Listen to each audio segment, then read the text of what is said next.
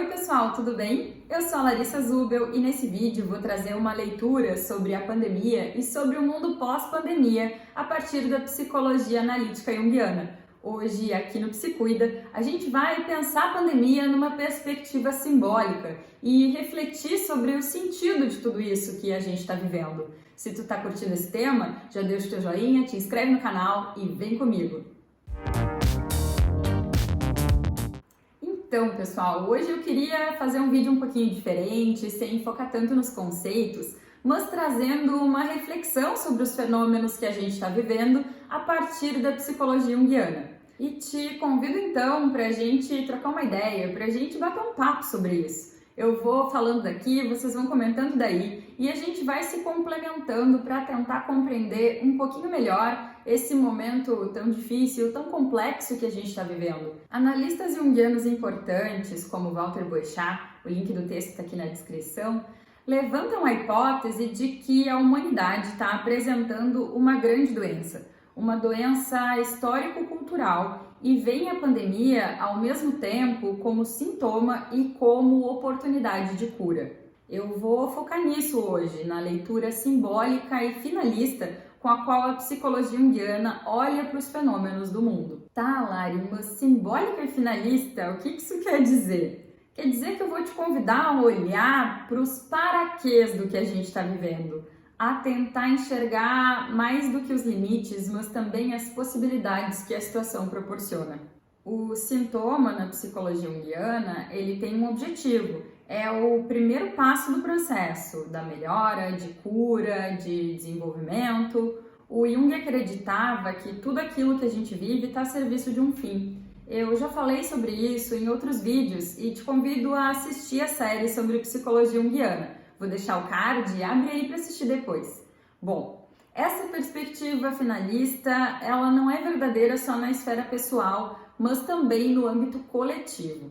E para a gente entender isso, a gente pode começar olhando para a história. Historicamente, a gente já passou por muitos momentos de epidemias, de revoluções, de guerras, né?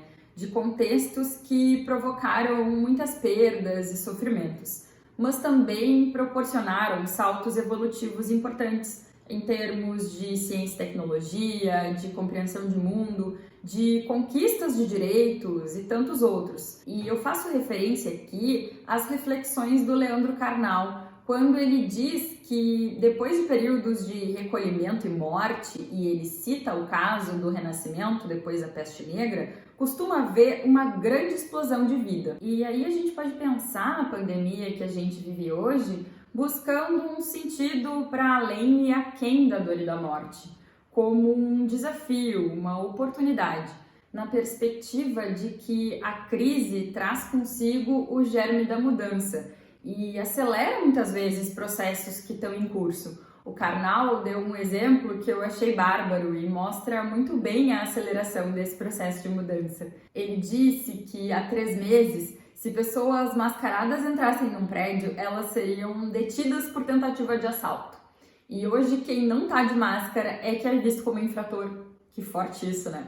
Uma das coisas que se aceleraram nesse contexto foi a nossa reflexão e até mesmo a nossa ação no que diz respeito ao problema das relações abusivas. Tem diversas iniciativas legais rolando por aí, de pessoas proporcionando a oportunidade das mulheres se expressarem em relação a isso, mas eu não estou falando só das relações interpessoais, eu estou falando também da nossa relação com a natureza, com o dinheiro, com o mundo do trabalho, com as demandas do coletivo de uma maneira geral. E também nos excessos nossos conosco mesmo, no quanto a gente se exige demais, a gente exige demais do nosso corpo, da nossa mente, da nossa história, da nossa alma.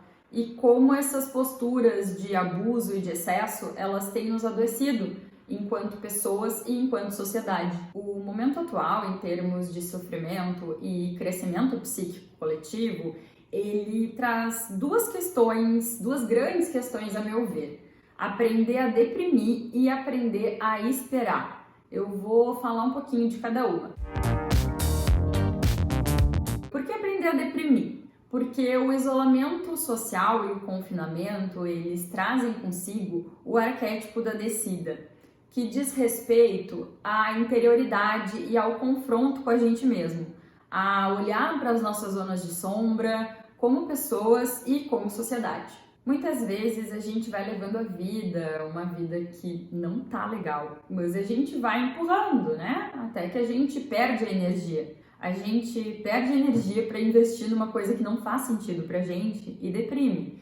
E se isso é verdadeiro na esfera pessoal, no âmbito coletivo, nos convida a repensar os nossos excessos, a questão das relações abusivas que eu tinha falado, a nossa relação com o outro, com o consumo, com a imagem, com a natureza. Deprimir, antes de ser um problema e constituir uma patologia, é um fenômeno psíquico universal que nos permite refletir. Claro que quando ela se instala e não é elaborada, a depressão se torna patológica e nesse ponto as pessoas precisam e devem procurar ajuda.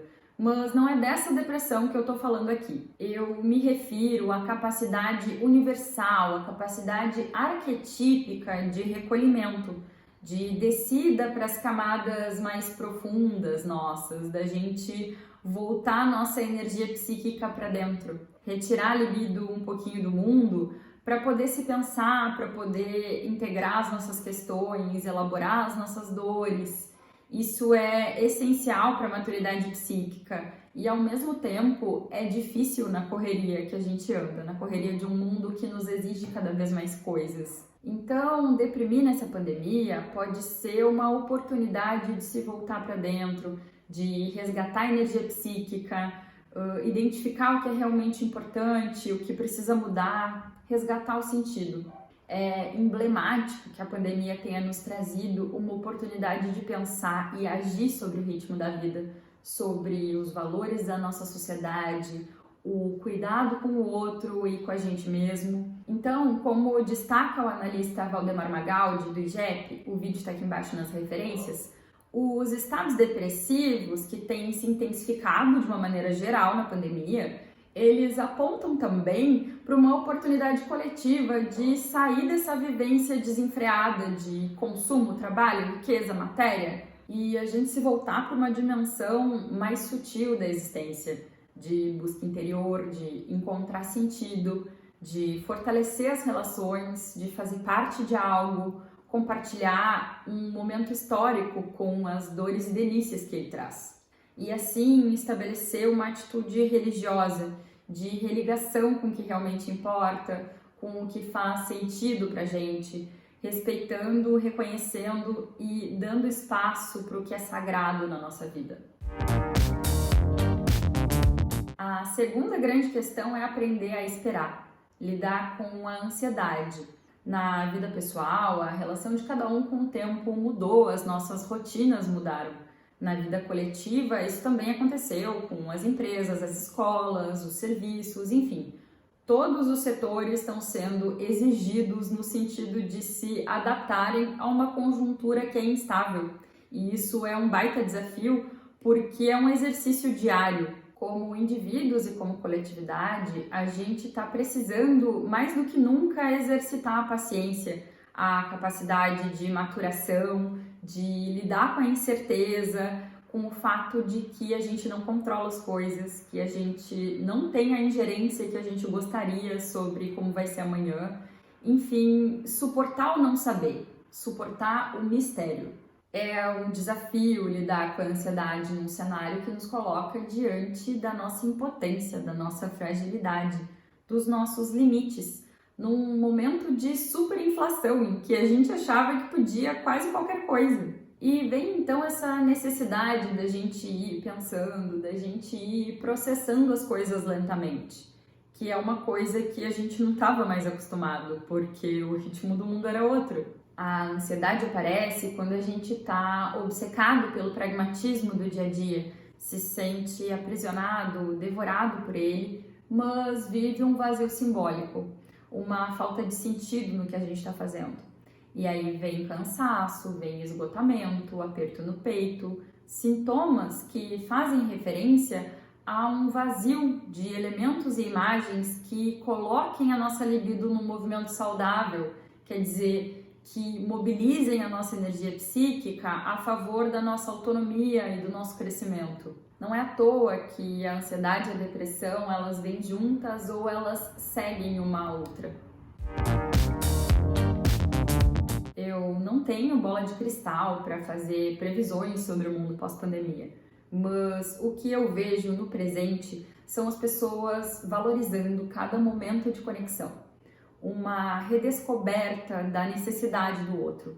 E na minha leitura isso impacta sim o porvir, porque isso impacta o presente. Nesse cenário difícil e complexo, tem nascido inúmeras iniciativas de solidariedade, de reunião, de presença mesmo à distância, de empatia, de compaixão. O Georges Bataille, um autor francês, ele costumava dizer que a verdadeira comunicação, a comunicação forte, ela só pode acontecer através da fratura. E esse vírus, essa pandemia, a meu ver, é a grande fratura dos membros do mundo hoje. Quer dizer, todos nós partilhamos uma dor. A gente lida de formas diferentes com ela. A gente tem recursos psíquicos e concretos diferentes para lidar com ela. E se tem gente que nega ou que mergulha profundamente, também tem muita gente que encontra maneiras de sublimar, de transformar essa dor em algo bonito, ajudando quem precisa, fazendo mudanças importantes, encontrando sentido. Isso altera o presente. E se o presente muda, o futuro muda também. Então, já que o aspecto sombrio de tudo isso que a gente está vivendo, ele está posto em termos de saúde pública, economia, sociabilidade e tantos outros, o que a gente pode fazer para honrar esse sofrimento é aprender com ele e repensar os nossos paradigmas, buscando uma visão menos polarizada, mais humanitária, mais solidária, mais amorosa, em que a dimensão do cuidado cresça.